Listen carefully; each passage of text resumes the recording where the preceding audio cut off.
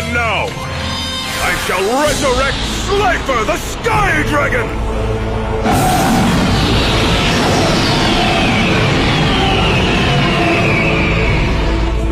Oh man, he just brought back an Egyptian god!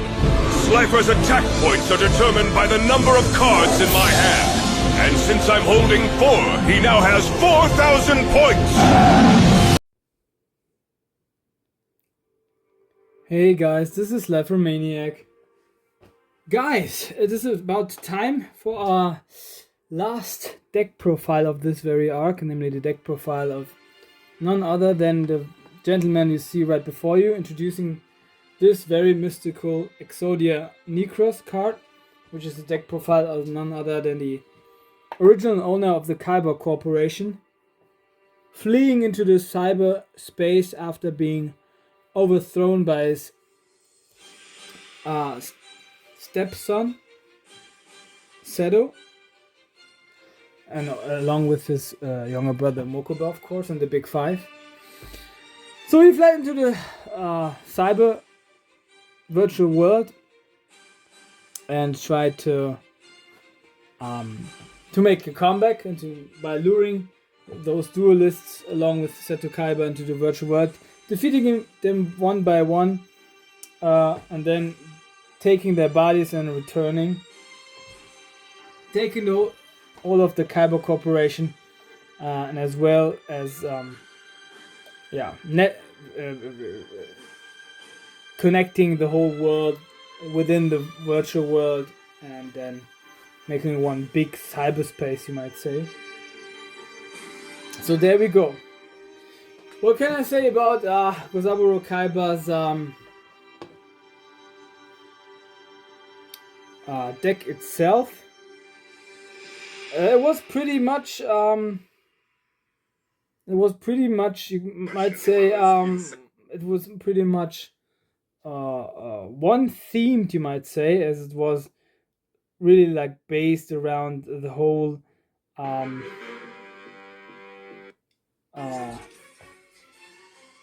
Exodia Necros summoning. But other than that, we didn't have really like a consistent strategy. So like what I did, like I always do, I did look up some of the cards which are not only used in the show but also used in some of the games. Now, without further ado, we will just look up and look into them in general and then specifically as well. There we go. That's the deck of Gozaburo Kaiba, which we'll now be opening up, and then we will be seeing what I did put in here. Of course, I did support it a little bit here and there. So what I'm starting off, and it's very like key and central, is, now you might be surprised, but not Exodia Necros, but of course the right leg of the Forbidden. Of course, Dark Attribute 1 star, Spellcaster 200 attack, 300 defense. Then we have the left leg of the Forbidden. Who of you is now surprised? May say yes in the comments. Also Dark Attribute, also 1 star, 200 attack and 300 defense. Then, right arm of the Forbidden, Dark Attribute 1 star, 200 attack and 300 defense. Along with, of course, the left arm of the Forbidden, also 1 star, also Dark Spellcast type 200 attack and 200 defense. And last but not least, of course, Exodia the Forbidden, an ultimate rare, by the way. This one, Dark Attribute 3 stars, as isn't that 1000 attack, 1000 defense, also Spellcaster, but also along with those other 4 pieces in your hand, you automatically, of course, win the duel. Very iconic. What should I say? It does deserve even to like be put in like that. At least that's my opinion. There we go. Now it's complete, I would say. No? Like that? Yeah. So, yeah, so like, we do need Exodia, but in the graveyard. Oh, like that. Oh. And then we can put our Exodia Necros into play. But first of all, of course, we do need Exodia, the Forbidden One. Then Exodia Necros, this one. The Lost Art one. Exodia where's my, come on. My zoom, where's my zoom? There's my zoom. So Exodia Necros, 4 stars, Dark Attribute, 1800 attack and 0 defense. And if the effect works like that, can be normal, not be normal summoned, or set, must be special summoned with contract with Exodia, cannot be destroyed by battle or spell trap effects. Once per turn during your standby phase, this card gains favor attack. Destroy this card unless all 5 of these cards are in your graveyard. Exodia Forbidden One, left leg the Forbidden One, right leg of the Forbidden One, left arm and right arm of the Forbidden One. So this card has its vulnerabilities. It cannot be destroyed though, but you still receive battle damage if it's attacked in attack mode, of course. Or you attack a monster which is like stronger, has stronger attack or defense stats than this one. But other than that, if you have your Exodia pieces safe in the graveyard, this one is pretty much indestructible, and also gets more strength during each of your standby phases. So like 500, starting off with 1800, of course it's pretty weak, you might say, but then 2300, 2800 and so on.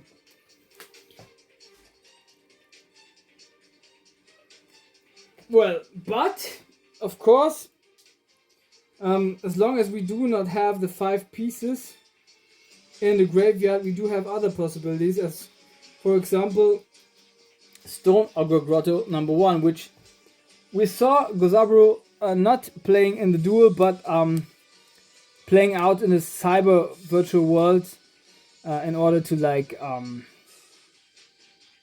make some of the contestants busy and not breaking through to his center in the Kaiba Corporation. So we can assume he had those cards also in his deck. Because the other players as well played monsters from their deck and put them on the duel discs, and then they appeared in the real life, you might say, in the virtual world. So like, yeah. Stone Ogre Grotto number 1.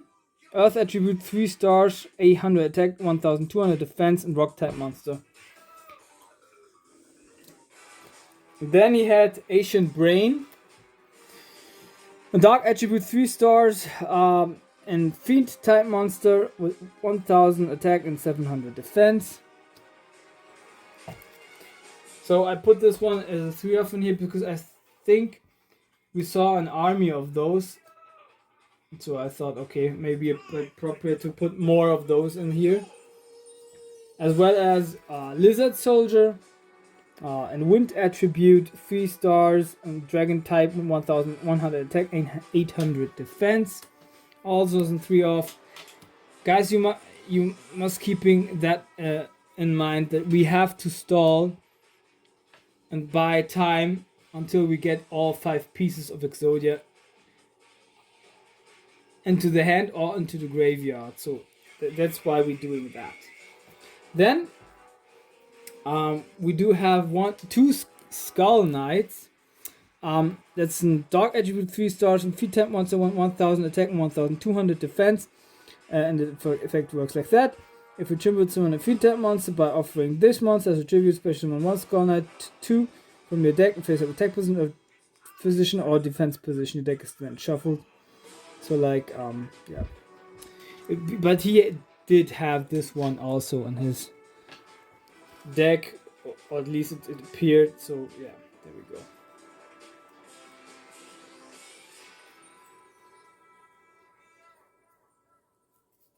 So, as it's also the 12. So there we go. So, then I think, I'm not sure whether it was in one of the games or whether it was shown in his hands, but Command Knight, and fire attribute 4 stars, warrior type monster 1200 deck, 1900 defense, a good defense stats for this deck. And its effect works like that. All warrior monsters you control gain 500 attack. If you control another monster your opponent controls cannot target this card for attack. So also it's got a good protection engine here. But the other effect doesn't work that well, as we do not have that many warrior type monsters in here. But we do have some, so I'll just come to that. Then we have, I don't know what's it called in English, I think. Cruel Wisdom or something like that. You might know it, but I don't know. So, Dark Attribute 3 stars, also on 3 type monster, 1250 attack and 800 defense, and in fact works like that. It's in 3 type, by the way, Dark Attribute. If this card is in face up attack position, then if it is in face up attacking position and then change into face up defense position, and you can shuffle the deck, so like maybe in order to like get better cards, or, make it as 3 of as well. Tainted Wisdom it is called, I think. Yeah.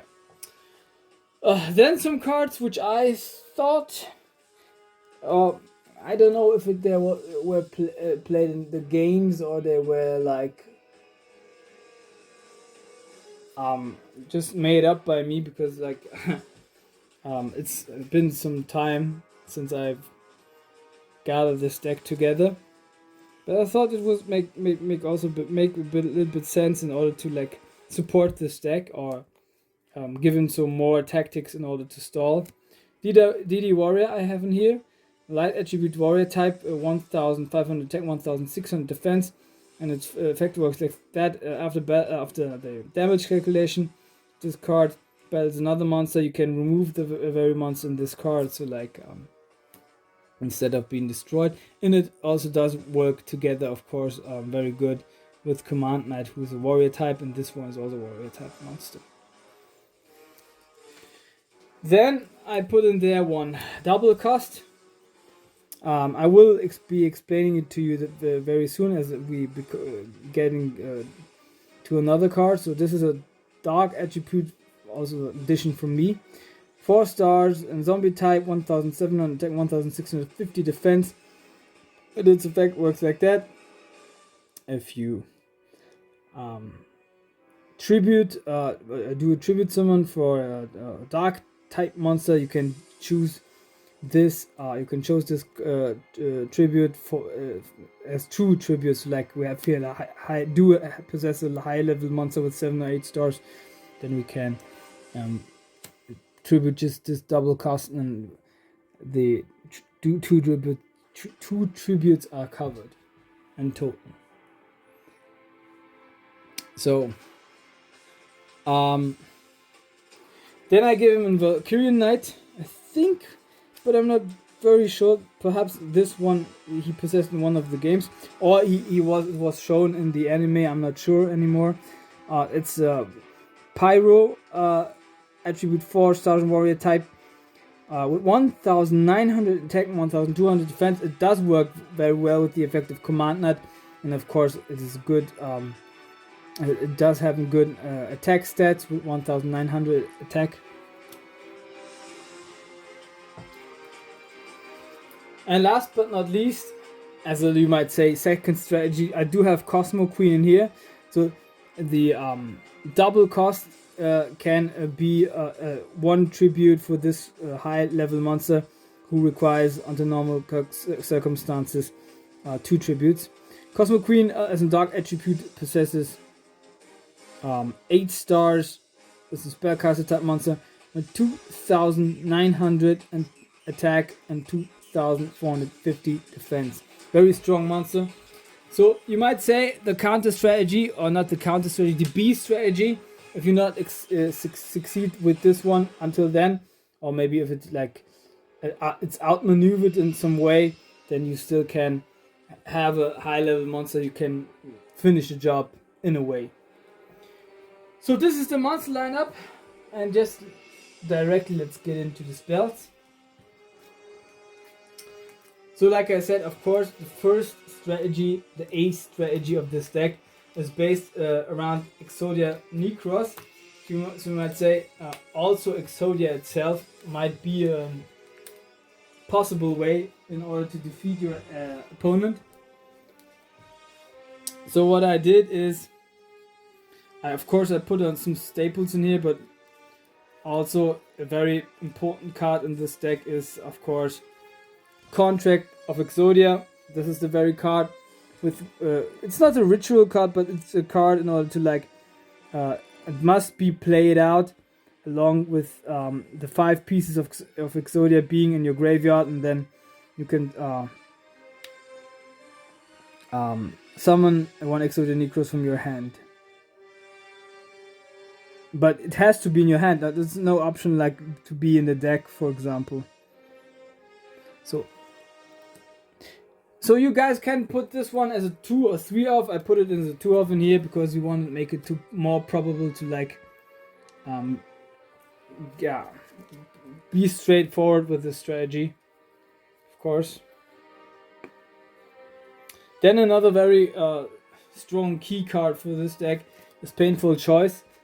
Of course, Contract with Exodia was played in the anime from Gozaburo, as this one as well as Painful Choice, where he saw where he of course did chose the 5 pieces, I think, 5 pieces from Exodia, and one all 4 were sent to the graveyard because you have to show those 5 cards from the deck to your opponent, and he or she has to choose one which remains in your hand, and the others are going to the graveyard, are being discarded. And then he played only one piece that left in his hand face down, and so he had all 5 pieces in his or her graveyard. I do know that this card is banned, but yeah, for the God format it isn't, I think. So yeah, there we go. I did put some staples in here. Of course, we also do have a Monster Reborn here in order to special summon a monster from your hand or from your graveyard or from your opponent's graveyard and face up attack or face up defense position. Then another staple, of course, very famous Mystical Space Typhoon in order to destroy a spell or trap card on the field. It's a quick spell card, so it can also activate, of course, in the opponent's turn. Swords of a Revealing Light, and of course, it's 3 rounds. This card remains face up on the field, and then your opponent cannot attack for 3 rounds of his turn. And at the end of the 3rd turn, this card is destroyed. Very iconic as well. Darkhold in order to destroy all monsters on the field. Good board breaker as well. Well, board breaker and all total. Another board breaker is Heavy Storm in order to destroy all spell trap cards. All, of course, my additions. Then a card like Fissure helps you also out, maybe to destroy 1 monster from your opponent with the lowest attack.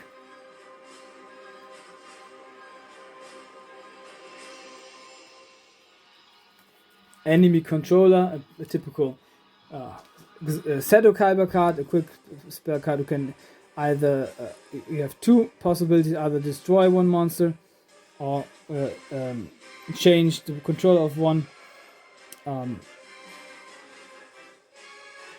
No, you can change the target of the battle position. Change the battle position of 1 monster, or you can take control of 1 monster. I think in the anime is destroying, which I think would even be the better option. As we do have 3 warrior type monsters in here, I thought one ROTA reinforcement of the army in order to like choose one level 4 or lower warrior type monster from your deck to your hand. A card which I thought would be very proper for Gozaburo, as he intended to do that, was After Genocide, which works like that. This card can only be activated during main phase 1. All monsters on both sides of the field that have been involved in damage calculation destroyed during the end step of the turn. So like if your opponent has a stronger board, then you can play this one out, and then yeah, their monsters are also destroyed. But after Genocide is pretty much that which had Gozaburo had in mind, to clear the world a little bit and bring it onto his control. So this was my idea after that logic, to follow that logic. Draw of Fate. Why this card? Because of course we do have the Exodia in front of the card, and it works like that. If your life points are lower than your opponent's, and your opponent controls a monster with the highest attack on the field, even if it's tied, you will 3 cards with different names from your deck, place them on the top of your deck in random order, then draw 1 card from the rest of this turn. After this card resolve, you cannot set spell traps. Also, you can only activate 1 more card or effect. You can only activate 1 Draw of Fate, of course. This is also a good measure in order to bring 3 Exodia pieces up to the front of your deck, onto the top, and if you like maybe back on the ropes, you might say. Then I do have one final countdown, which also I thought would be fitting into this very theme. You pay 2,000 life points, then after 20 turns past, if you activate this card, counter the turn you activate this card, you win the duel. So it's like very much 20 turns. The meter players will now say it's impossible, but in the Go format it might exist. So yeah, so it's like a dead end for your opponent. You put a bit of pressure right there. So I think this would be also a card which Gozaburo would be having in his deck to put a little bit pressure on your opponent. Then I did put in there Dark Factory of Mass Production, type 1 normal monsters in graveyard and add them to your hand.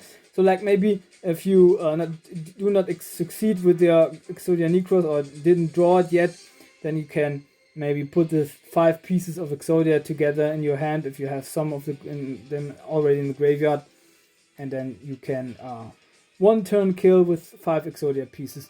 You guys might put this one 2 or 3 times in your deck, but I thought 1 would be enough. So this is the spell lineup. Yeah, pretty straightforward, I would say. Some sneaky tactics, but also ain't that like, I don't know, mystical. What I did put in here is I think some of the cards which were in one was in the game, which was of Divine Wrath. It's in Counter Trap. He's got 1 card from your hand, then negate the activation and the effect of an effect monster and destroy it. I think that was pretty much it. Hidden Soldiers, I don't know whether he played this one out or it was in one of the games, but yeah. When your opponent normal or flip summons a monster, special summon 1 level 4 or lower dark monster from your hand. So we of course do have a lot of the dark monsters in our deck, so that makes all the sense in the world. Then I thought also, like in Staple, the Trap Hole, of course, if your opponent summons monster 1000 attack or more, then it's destroyed, yeah. And last but not least, I gave him 1 Backup Soldier, because Backup Soldier can recycle our Exodia pieces, because if there are 5 or more monster cards in our graveyard, then we can put 3 of them, which are non-effect monsters, 1500 attack or fewer, from your graveyard to a hand. Before I forget, in the spell lineup, I did also include one polymerization. because we do have a fusion deck in here, and I will be revealing it to you after the trap cards. We do have one Skull Knight in here because we saw Gozaburo playing this one out, and this is one of the reasons why we had 3 Tainted Wisdoms and 3 Ancient Brains in here, in order to make it more possible to put the Skull Knight out, which is a Dark Attribute spellcaster fusion with consisting of the fusion of Tainted Wisdom and Ancient Brain. It does have 7 stars, 2,650 attack, 2,250 defense. So another addition to the Cosmo Queen possibility as a B lineup and strategy, in order if Exodia or Exodia Necros strategy fails, we do have a plan B, or maybe even plan C, you might call it. So this is it, guys. This is my I don't know if you count. I didn't count.